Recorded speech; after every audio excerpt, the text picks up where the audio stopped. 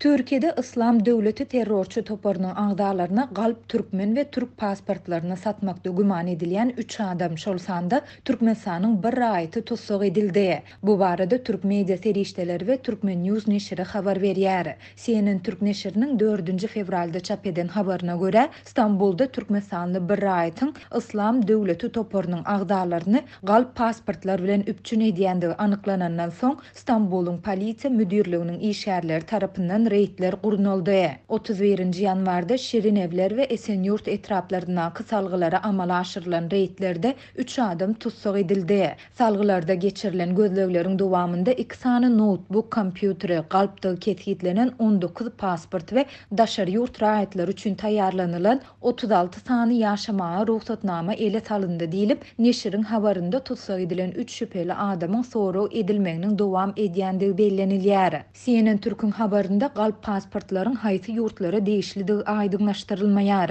Ýöne neşriň video reportajynda polisiýanyň ele salan galp pasportlarynyň aglawasynyň Türkmenistanyň pasportydygyny görse bolýar. Bu aralykda 8 fevralda Türkmen News neşri Türkiýanyň Posta gazetiniň kagyt görnüşinde çap edilen habaryna salgylanyp, polisiýanyň gözleglerinde 8 sany türk we 11 sany türkmen galp pasportlarynyň ele salynandygyny habar berdi. Neşir Türk gazetinde çap edilendigi aýdylýan habaryň suratyny paýlaşyp, onuň 5 fevralda köpçülige ýaýradylandygyny hem belledi.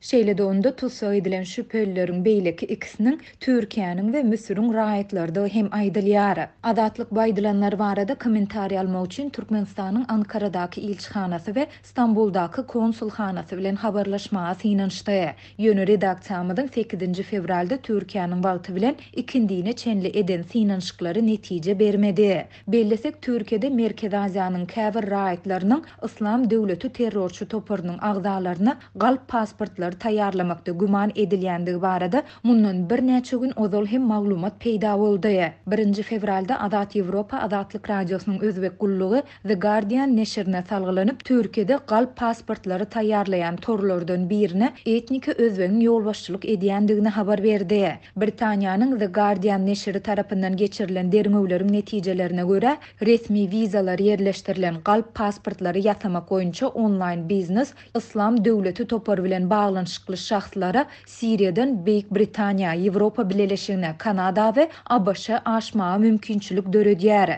Britan neşriniň 31 ýanwarda çap eden habarynda dürli ýurtlara degişli ýokary hilli galp pasportlary taýýarlayan özbek raýatynyň bulary uly mukdardaky pula käte 15.000 Amerikan dollaryna satýandygy aýdyldy. Şeýle-de neşir Siriýa serhedinden bir kanun geçen adamlaryň İstanbul howa mendili arkaly daşary ýurtlara baryp ýeten adyndan 10 ýagdaýyny anyklap bildi. The Guardian neşrine görä, bu söwda hoply ekstremistleriň dünýädäki howpsuzlyk gulluklaryndan sypyp öňki eden jenaýetler üçin adalatdan gaçyp biljekdigini we terrorçuluk hereketlerini Siriýadan başga ýurtlarda dowam ettirip biljekdigini görkezýär. Soňky ýyllarda Türkmenistandaky ykdysady kynçylyklar yüz müňlerçe Türkmenistanlynyň iş gözläp daşary ýurtlara barmak üçin viza talap bolman soň, şeýle-de iki ýurdun arasyndaky dil umumlygy sebäpli Türkiýe çykmagyna sebäp boldy. Türkiýanyň migrasiýa boýunça baş müdürliginiň soňky sanlaryna görä, ýurtda kanuny ýaşaýyş ruhsaty bilen